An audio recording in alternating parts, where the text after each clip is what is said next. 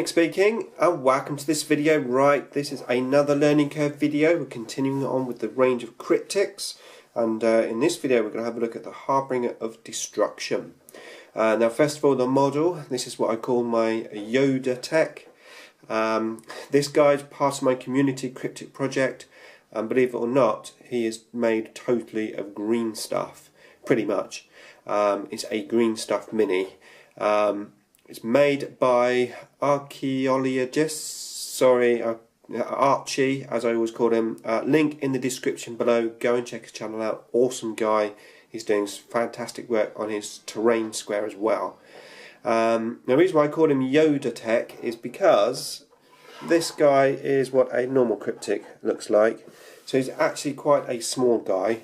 And the reason for that is Archie basically didn't have the actual mini in front of him. He just worked from a picture on the website. So scaling it obviously was quite difficult, but I really don't care. And he looks absolutely fantastic.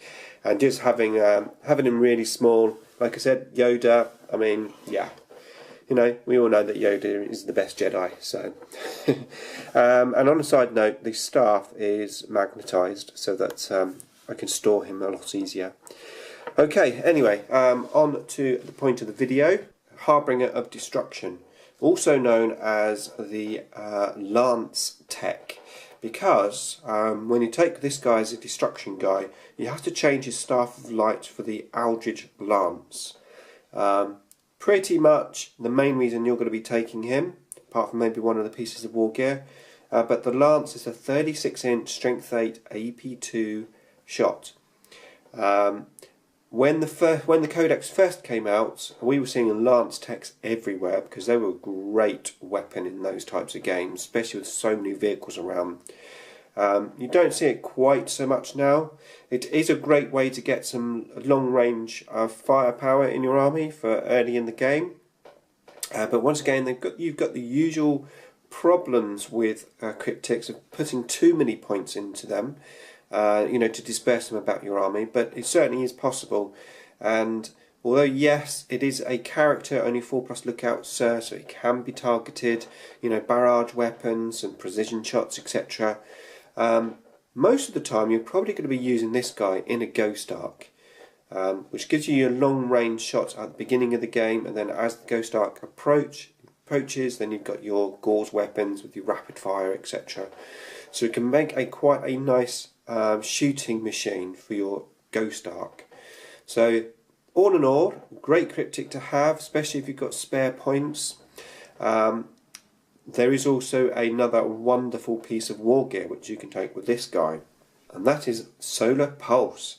Solar Pulse is a once-use only piece of war gear, but a really great piece of war gear. It's basically designed to manipulate night fight.